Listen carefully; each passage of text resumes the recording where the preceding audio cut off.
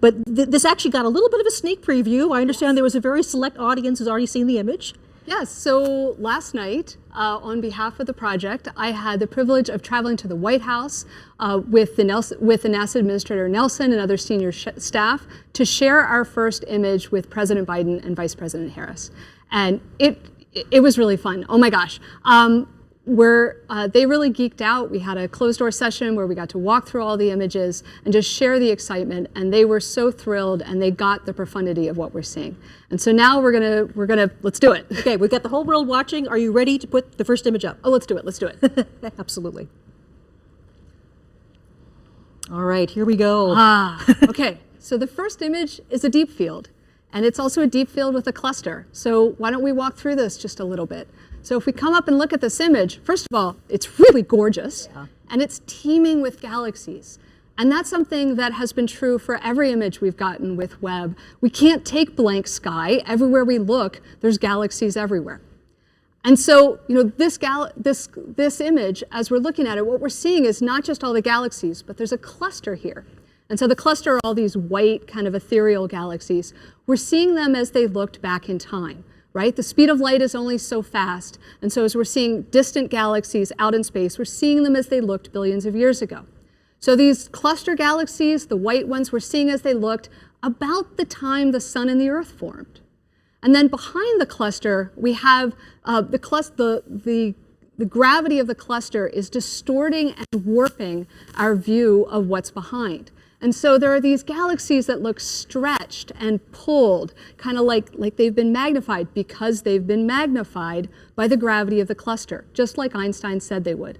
And it's really, there's so much detail here. We're seeing these galaxies in a way that we've never been able to see before. There's just a sharpness and a clarity we've never had. And so we can look at, if we zoom in on this image, and I encourage you as you grab this image at home, zoom in. You can really zoom in and play around. There are galaxies here in which you're seeing individual clusters of stars forming, popping up just like popcorn. And then we also see in the background of this image, kind of littered like jewels all over the back of the image are these faint red galaxies. Now, that was what we built the telescope to do. The most distant of those are billions of years. We're seeing as they looked more than 13 billion years ago. And so galaxies like that one right there, this little red guy, you're like, okay, yep, what is that? Well, Webb got spectra to figure out what those galaxies are made of, and this is that one. We're seeing as it looked 13.1 billion years in the past, less than a billion years after the Big Bang. And we're seeing the elements of oxygen and hydrogen as well as neon. This is how the oxygen in our bodies was made in stars, in galaxies, and we're seeing that process get started. I want to give this a little bit of context. So this is now the farthest away galaxy that we have this sort of detailed information about. That we know what it's made of. We know what it's made of. Yes. And this was not a long exposure for Webb. No, the previous record holder, right, the Hubble Extreme Deep Field, was 2 weeks of continuous work with Hubble, and it was just imaging. With Webb, we took that image before breakfast. The amazing thing about Webb is the speed at which we can churn out discoveries. So everything that you're going to see here in this broadcast is a week, and we're going to be doing discoveries like this every week. That is absolutely incredible, Jane. So thank you so much for joining us. It's been an honor to be working with you. Congratulations on all your hard work. Thank you. It's so wonderful to see it pay off. So thank you, and I'll see you later on today, I hope. So yes. Enjoy the day. Thank you. Right. So from distant galaxies, we now turn our eye to something a bit closer. It's a planet, but not one in our solar system. Remember that Earth and its sibling planets aren't the only show in the universe. When scientists and engineers started developing JWST, the search for exoplanets wasn't even part of the plan. That's changed. Exploring exoplanets is now a major component of the mission and the subject of our second big reveal of the day. I'm going to send it now to our friends Nathalie Ouellette and Sarah Gallagher at the Canadian Space Agency in Montreal. So again, bonjour.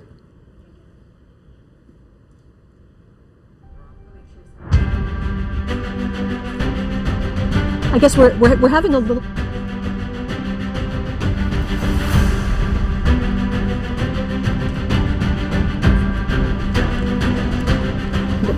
Go. Hope that- and I'm here to tell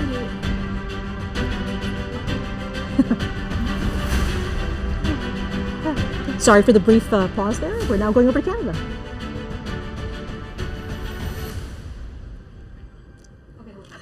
Okay. Yep, we're all ready. Yeah. Okay, I apologize. We're having some trouble with the signal from Canada, but luckily for us, we have an exoplanet expert right here, just in case that happened. So this is Nicole Colon, and she's an exoplanet scientist at NASA, and we're going to talk about this amazing new result from a very hot planet, I understand about 1,000 light years away. That's right. The exoplanet is named WASP 96b, and it is this hot, gaseous, giant, puffy planet that it is about 1,000 light years away. So that's why today's release is so exciting, because it teases at what Webb is able to do for such a distance. Absolutely. So talk us through what this discovery is and why this is so significant. Well, this reveal that you're going to see is going to show the first spectrum of an exoplanet as taken from the Webb telescope. And this is exciting because it covers infrared wavelengths of light that we have not had access to before. So we've been able to use other telescopes to explore exoplanet atmospheres in the infrared, but not to this level of detail. And this is just one sliver of data that Webb is providing us using the nearest instrument specifically. And there's something about infrared that is actually particularly good for the spectrum. So in this case, what we're doing is we're actually going to take the light and break it up into a rainbow and look very, very carefully at how much color is coming in each part of the spectrum. So I believe we have that image, if we can put that up. Okay, yes, I believe we're revealing the spectrum right here. So we now have our spectrum, and this is exactly what you're seeing. As you just described with spectroscopy, what we did was we observed a transit of an exoplanet. We observed the planet as it passed in front of the star. Now, mind you, this is not a direct image. This is an indirect image. So we've seen the effect of what happens when the planet and its atmosphere passes in front of the star. The starlight filters through the atmosphere, and then you can break that down into wavelengths of light, and you get a bunch of what looks like bumps and wiggles to some people, but it's actually full of information content. So you're actually seeing bumps and wiggles that indicate the presence of water vapor in the atmosphere of this exoplanet. So we have the spectrum up here. Is there anything you'd like to highlight particularly? Yeah, absolutely. So we have several features marked here. So I call them features. They're these, what I just referred to as bumps and wiggles. But what you're seeing here is a telltale signature, the chemical fingerprint of water vapor in these atmospheres, in the atmosphere of this specific exoplanet. And the other thing we can tell actually is that there's evidence of clouds and hazes because the water features are not quite as large as we predicted. So we can take that and infer that there are presence of clouds and hazes. Right. Now, one thing that we really want to make sure people understand is with this particular planet, this is a hot world. It's actually closer to its star than Mercury is to our sun. And so we're not looking at liquid water here, but we're looking instead at sort of steam, water vapor. Yes, this is an exoplanet. It's about the size of Jupiter, about half the mass of Jupiter. It orbits around a sun-like star, but it does it every about 3.5 days. Right. So it's extremely hot, extremely close in, nothing like our solar system planets. But that's okay, because what we're seeing is, again, the first exoplanet data from Webb, and this is just the beginning. We're going to start pushing down to further smaller planets and being able to take measurements just like this with the nearest instrument that was built by the Canadian Space Agency, but also there's three other science instruments that will add to our knowledge in the infrared, as well as direct imaging modes along with the transit method. So there's a lot more to come. And I guess one thing we should mention is not only are we going to be looking at planets that are more like the Earth in the future, but we'll also be looking at planets in our own solar system. Absolutely, yes. We're going to have exciting data from planets in our solar system, from Mars outward, as well as asteroids and comets. So stay tuned for a lot more to come. Thank you so much, Nicole. Thank you so much for telling us about the spectrum, and I'll be seeing you later on today. So we have 3 more big image reveals, and with that, new and more exciting science. But first, let's take a look back at the journey that brought us to this moment. Celebrations like this one are only possible with years of hard work from a cast of thousands. When a new mission is being built, even the most enthusiastic space fans only get to see dramatic moments in its life cycle, the news and images that come out in updates and press releases. But that doesn't really give you the sense of the huge effort that goes on behind the scenes every day. The plans, schedules, and organization to keep everything moving forward really happens, for the most part, out of people's gaze. Webb started as an idea that took root at NASA Goddard. It grew first into planning teams, research projects, schematics, requirements. Then it began the long journey to become real with the development of new technologies, cutting-edge engineering, and finally fabrication, putting it all together. Let's take a brief look back at the visionary journey to how we all got here today. So today was the final closeout of the purge. Okay, guys, I can hear Rupa, It's but a pretty emotional moment to be in there and actually, closing it up for the very last time, right? You're the last one to touch this. And so that was the final operation. And once that fitting is closed out, there's no more touching of the vehicle. We're ready for launch.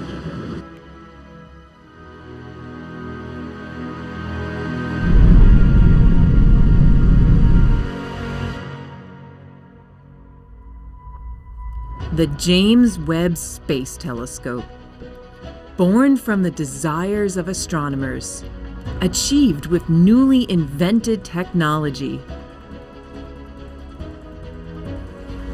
is the culmination of 20 years of work.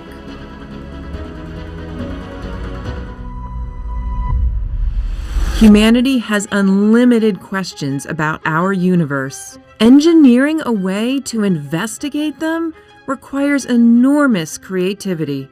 Webb has been a trade-off between engineering performance, what the astronomers want, risk. In fact, when we started 20 years ago, we were actually looking at an 8-meter telescope. Developing the most sensitive instruments. And testing, and more testing.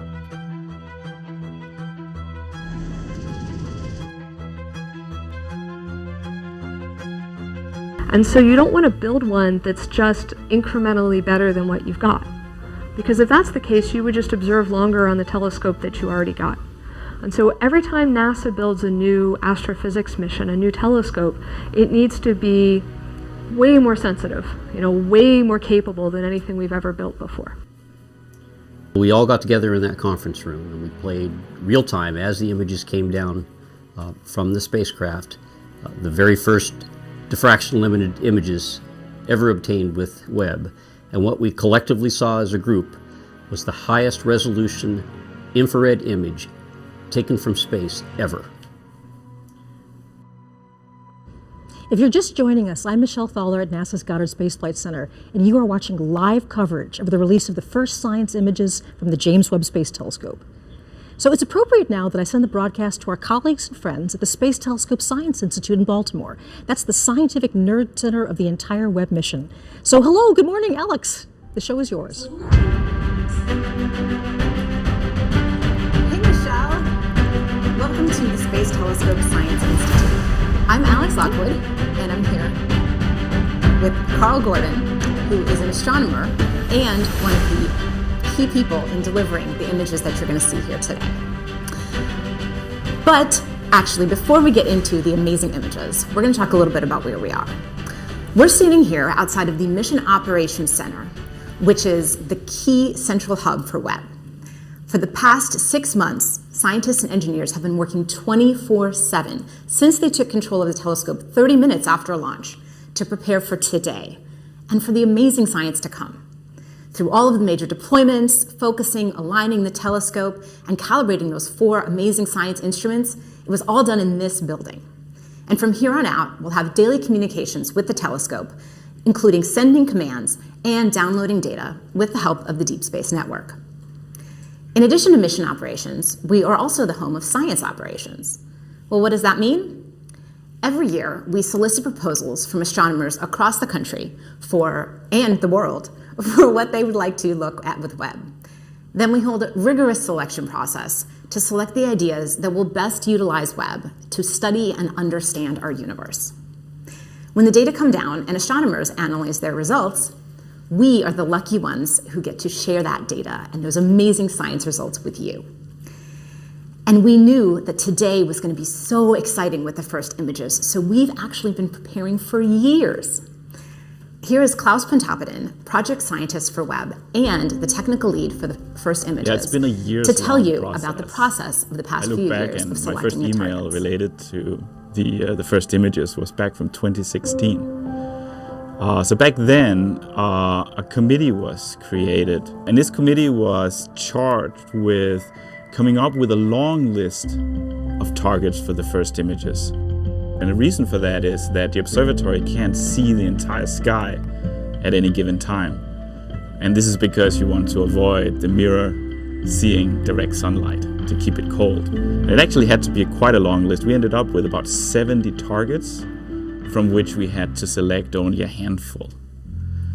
What would create the most beautiful images, what would highlight the instruments, the different 4 science instruments for Webb, and what would highlight the 4 major science themes for Webb. And it's a celebration as well of the beginning of science observations. And we knew that selecting the images was just the beginning, that we would need a trained eye to take these exquisite data and pull out the beauty and the science potential. So here's Joe DePasquale and Elisa Pagan to tell you about how they processed these beautiful images.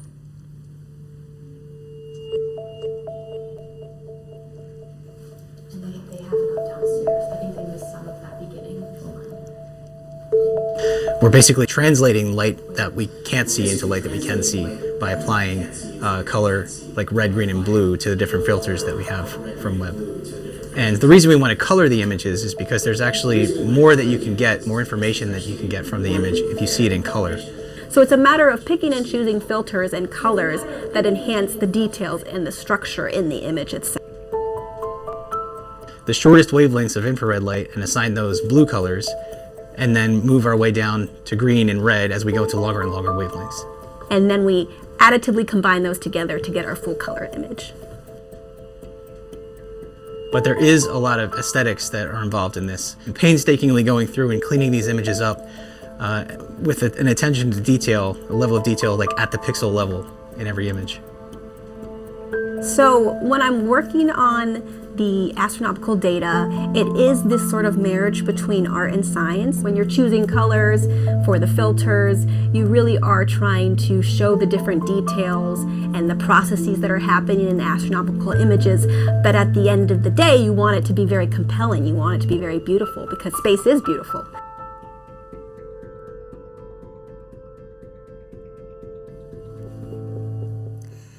And after those images were processed, there was a select few of us, very lucky few of us, who got to see the first images. This is downscaled by a factor of 4. Exactly. So it's just to make it a little more handy, so it's actually high resolution. So we have a team of about 30 people who are producing these images, and we feel incredibly privileged to be the ones who are the first to see these science-like images. When we saw the first data come down of real targets, people were speechless and there were emotions because we could see how amazing this observatory will be. The detail, the sharpness, the depth. And when we saw the first color images, we knew that we had a winner. And now we are ready to see Webb's first image of a star dying, a planetary nebula called the Southern Ring. Let's do it. Oof. Wow, wow. This near-infrared image is, wow, the detail. Oh.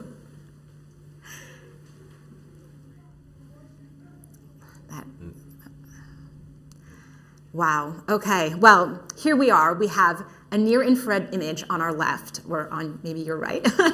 And here on the right, we have a near-infrared image. And so I'm here with Carl, our astronomer specialist. Can you tell us what we're looking at in these images? So this is a planetary nebula. It's caused by a dying star that has expelled a large fraction of its mass over in successive waves. Okay, so we actually see those waves in these images. Yes. Wow. And so there's a lot of structure. Can you tell us a little more detail about what we're looking? Maybe start with this one on the left. Yeah. So in the NIRCam image, you see this kind of bubbly, almost foamy appearance throughout the whole nebula with some very structured shells. And this foaminess is showing up in orange mainly, and this is due to the molecular hydrogen that's newly formed in the expansion, just lighting up the gas and dust of this nebula. And then as we move inward, you see this kind of very blue haze in the inner region, and this is actually due to very hot ionized gas that emits well in the blue, that's heated by the core, the leftover very hot core of this star. And what about these like rays that I'm seeing in this image? Right, so there's also rays in the outer regions that you can kind of see, and these are holes in the inner nebula that are actually allowing the central star's light to come out and kind of light it up like, patchy clouds with the sun shining through. Wow, oh yeah, that's what it looks like. That's so cool. So you're actually a mid-infrared astronomer, which is different than near-infrared. And so what can you tell us about the details in this mid-infrared image? So it looks quite different in color, partly because we're seeing different kinds of physics going on here. So we're actually seeing in the blue, you see a lot of blue. The blue is actually due to hydrocarbon grains that are emitting very strongly in the blue for Miri. And they show the very similar structures to what we see in orange and NIRCam because the molecular hydrocarbon actually forms on the surface of dust grains. And so again, as we move inward, we see that the inner region is again hot ionized gas, but now it glows red because that's where it emits the strongest for Miri wavelengths. Okay. And then as we go into the center, we see kind of the surprise for us, which is we knew this was a binary star, but we effectively didn't really see much of the actual star that produced the nebula. But now in Miri, this star glows red because it has dust around it. So in Miri, we got to see both stars very clearly. Yeah, you can't see it in the first image really, but there's two stars there. So that's a fun surprise. And I think that there's another little Easter egg you want to tell us about? Yeah, so this was, the Easter egg is this kind of narrow filament up in the top that's radially aligned. You can kind of see it very clearly in the Miri image. It shows up as this blue structure, and it points very much to the central sources. So I thought, oh, this must just be a density enhancement in the outer nebula.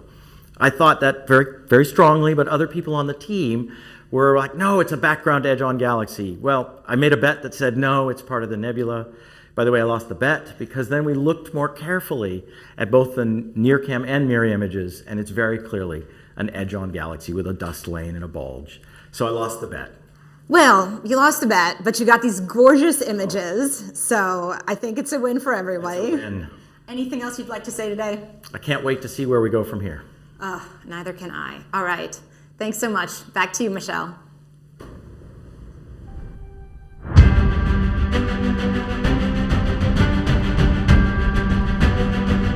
Thank you, Alex and Carl. And I have to say that image is absolutely spectacular.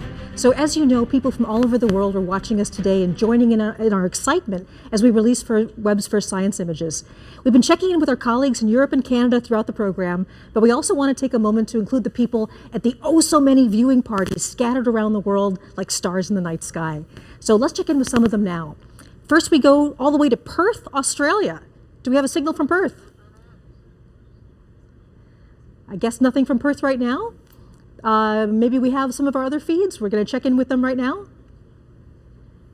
Do we have Winnipeg, Canada? Oh, there it is. There's Australia. There's Perth. Hey, waving to Perth, Australia. Thank you so much for joining us today. And next we're going to Winnipeg, Canada. Hello, Winnipeg. At a planetarium. Everybody's enjoying the show, I hope. Okay, Dayton, Ohio. Everybody's watching on the, there we go, Dayton, Ohio. Hello, everybody, Dayton. Nice to have you here with us. There we go, yes. Hey, hey, Dayton. Hey, they're jumping up and down. Hi. Okay, all the way Bangalore, India. Bangalore. Hello to Bangalore, India. Hey. It's absolutely wonderful. Hey. Okay. So I hope you enjoy the rest of the images we're releasing. Okay, of course, NASA's family extends all over the country. The team at JPL in Pasadena, California, they're on site to celebrate with us. So hello, JPL! Some of my favorite people in the world. Hey, hello! And then I think the last place we're going to right now is Northrop Grumman, one of our major contractors. Hello, Northrop Grumman! Oh, hey, all right! Yay! Nice to see you, Northrop Grumman. All right, now there's also a big watch party right here on the NASA Goddard campus. Many of these people have worked on the mission itself, and we also have top NASA leadership and representatives from our government. So hello! Hello, watch party at Goddard. Yay!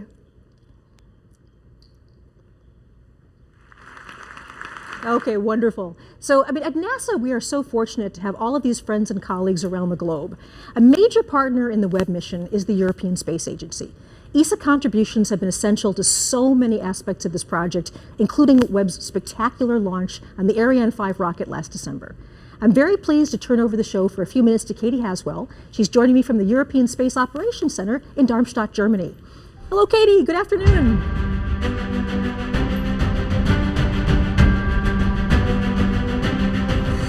Thanks, Michelle. Thank you, Michelle, and welcome to Germany. We're at the European Space Agency. I'm still getting all kinds of IFB from lots of center. It's where the teams effectively fly the satellites. They're a little bit of a cross between air traffic controllers and pilots. We have lots of different control rooms here. This is the main control room, and as you can see today, it's not in use, so we've been lucky enough to move in here for today.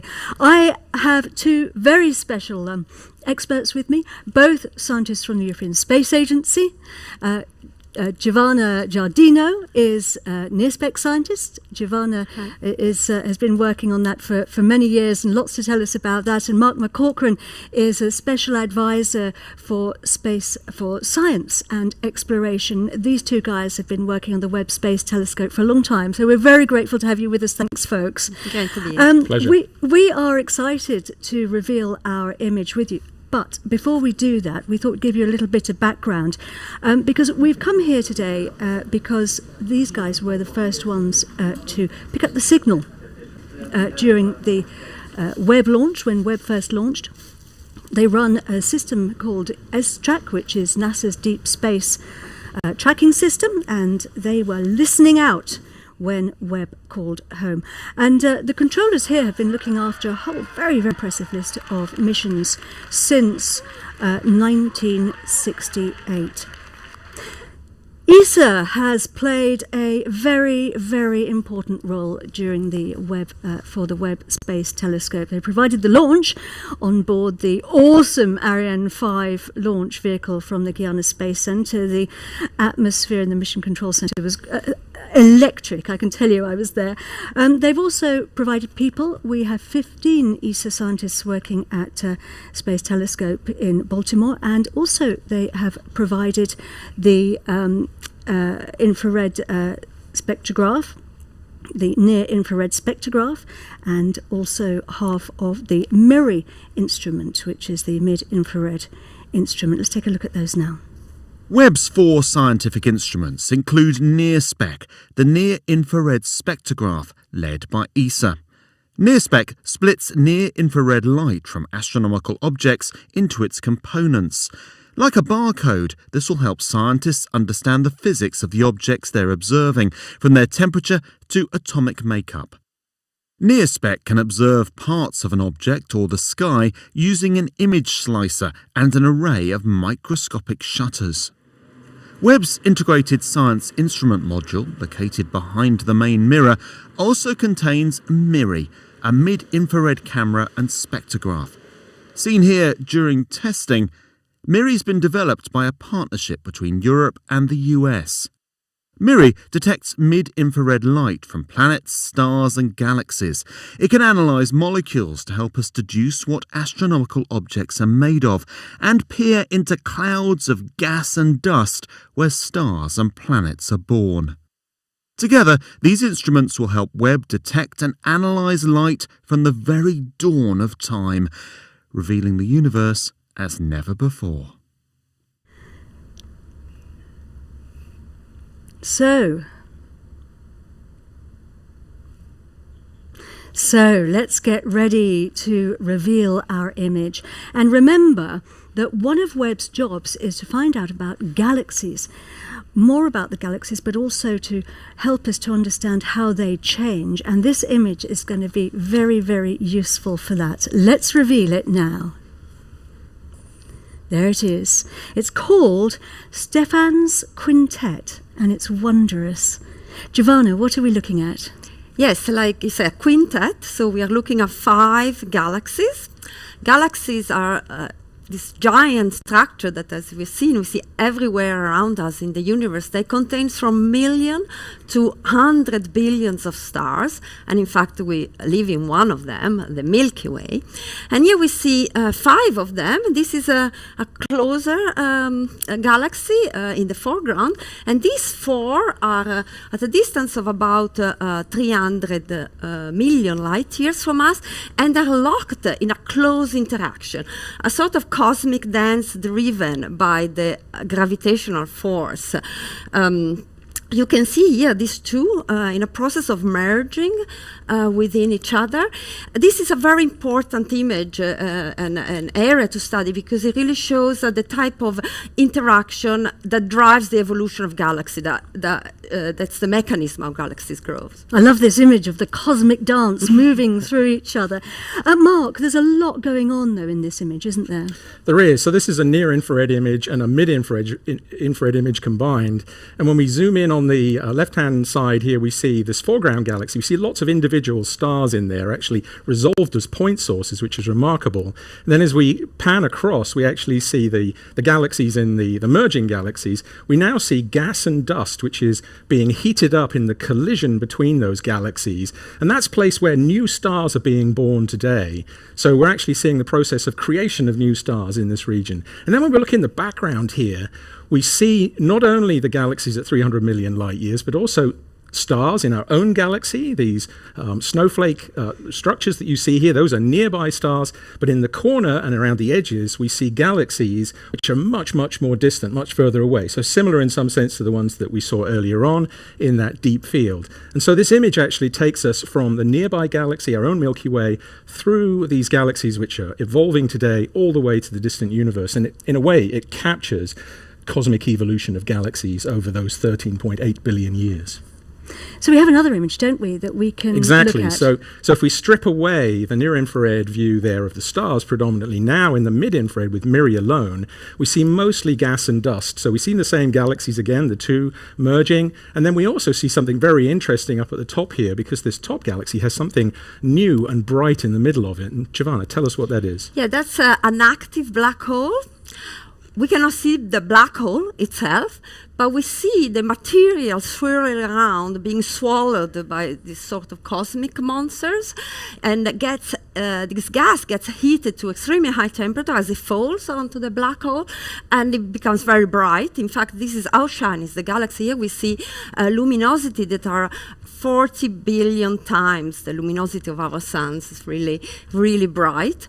And with NIRSpec, we can zoom into this area, and we have this technology that allows us to take thousands of images at different wavelength channels, so see this distribution of the gas, what's going on in the gas in different regions of this core area, and understand the composition of the gas, the velocities, the temperature. So that's very important to understand the physics. So it's giving us so much information, and it just shows the power of this telescope. Mark, this is just the beginning, though, isn't it? I think that's a very important takeaway from today. You know, these are like pictures just taken over a period of 5 days, and every 5 days we're getting more data, which will contribute more in that direction. It's a culmination of decades of work, but it's just the beginning of decades. And you know what we've seen today with these images is essentially that we're ready now. This telescope is working fantastically well, and you know, to borrow a phrase from a famous rock musician, you know, we're ready to turn this telescope up to 11. It really is time. It's fantastic. Thank you very much indeed, both of you. Back to you, Michelle.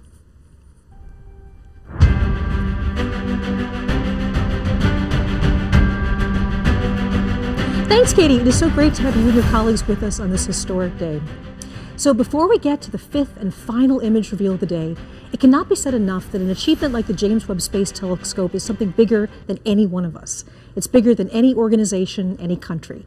This truly takes a planet. Webb belongs to all of us, and starting today, the discoveries start and they're not going to stop. This is just the beginning. We've said several times throughout the broadcast that the Webb mission is about people, and during the construction of the Great Telescope, people started to see themselves in it, literally. Day after day, people visited the observation window at NASA Goddard, and looking through the glass, they snapped selfies of themselves reflected in the gigantic golden mirror. These photos are actual reflections of the enormous human investment and the emotional commitment that brought this mission to life. And now, years later, that mission is finally collecting light from the earliest days of the universe, all the way to worlds in our own solar system. It's the same mirror that reflected the many faces who see themselves as part of the journey to understand our shared origins. Let's stop for a moment and appreciate the people behind Webb.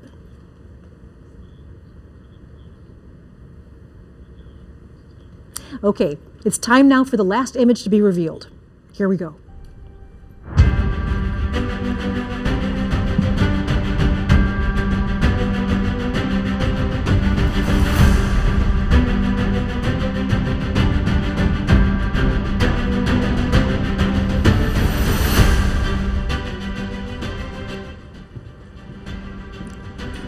So Amber Strawn is Webb's deputy project scientist. She's here with me today to share the final big reveal of the day. So Amber, it is so good to see you. How are you feeling? Oh, so great, so exciting. What a great day this is. Yeah, so one of the things that we're going to do is before we get to the final image, the James Webb Space Telescope has taken us all over the universe today. So let's do a quick review of where we've been so far. So Jane Rigby got us rolling today with an extraordinary new deep field image, showing us one of the farthest views of the universe ever. Yeah, this image really does demonstrate that JWST can do exactly what we've designed it to do. Yes. And the Canadian Space Agency then took us to the massive planet WASP 96b, where the team has detected evidence of atmospheric water. And here again, we're seeing the incredible efficiency of this observatory. We're able to do these kind of measurements in a fraction of the time that we're able to before. And then we zipped up the road from NASA Goddard to the Space Telescope Science Institute, where Alex and Carl showed us the exquisite Southern Ring Nebula, a mixing bowl of stellar matter around a pair of dying stars. Yeah, and I'm just blown away by the level of detail we can see, like in the outer part of this nebula. It's incredible. Wow. Okay. After that, it was off to Germany, where the European Space Agency wowed us with pictures of galaxies interacting and mixing together. Right, and this image, again, it's incredible because it's showing us one of these fundamental processes of the universe, how galaxies merge together, and we're able to learn about these processes in a brand new way. So the Webb team has a lot to cheer about right now. So across the campus, there's this big watch party, and we can feel the excitement all the way from over here. So let's join that celebration now. We're back with Senior Project Scientist John Mather, along with the head of NASA's Science Mission Directorate, Thomas Zurbuchen. Hello.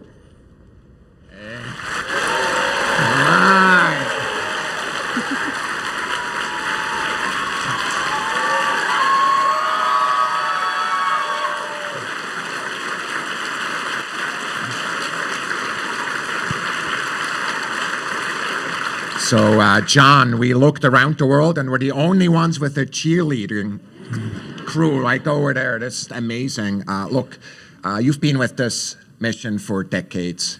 How do you feel today? I am so thrilled and so relieved. This was so hard, and it took so long. It's just impossible to convey how hard it really was.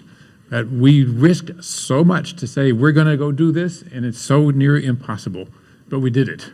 Yeah, there are thousands of ways this can go wrong. Yes. Many of them, we worried about and frankly feared even after launch. I have to tell you, I was really, really nervous. And, it's almost like athletics for me. You always get to know the team when they're on the field.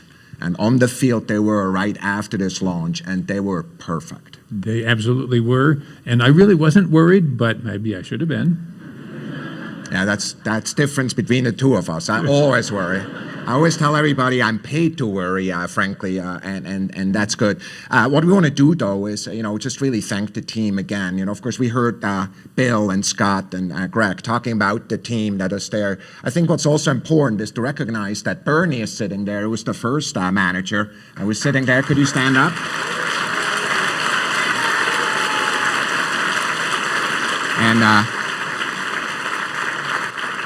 And I want to mention that Phil Sabelhaus, who was a manager also during that time, is no longer with us, but his heart is with us today. Yeah. I have to tell you, John, after each one of these milestones, I called a lot of people. I called Bernie, for example, and I called people at my job and people who are administrators, because there's many of them. And I just wonder how you feel about the team. Just give you the word here. I am just so thrilled that we had a privilege to assemble such a brilliant team. We drew from the best of the best, and here we are.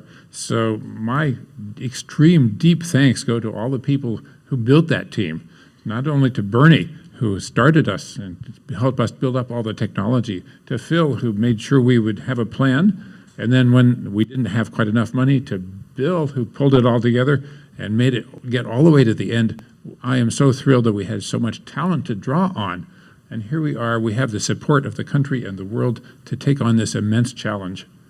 You know what I'm most excited about? There's tens of thousands of scientists, and frankly, some of them just got born or not even born, who are benefiting from this amazing telescope, because it will be with us for decades. It will be. That? It took us about 25 years to get here since 1995, and we have at least 25 to go, I hope. So look, we are in a sense of awe of these images, the art that is out there in the sky, revealed for the first time. We're thinking of the team and we're thanking them. John, thanks to you, thanks to all of you, and back to Michelle. Thank you so much, Thomas. And this entire collection continues to just absolutely astound me.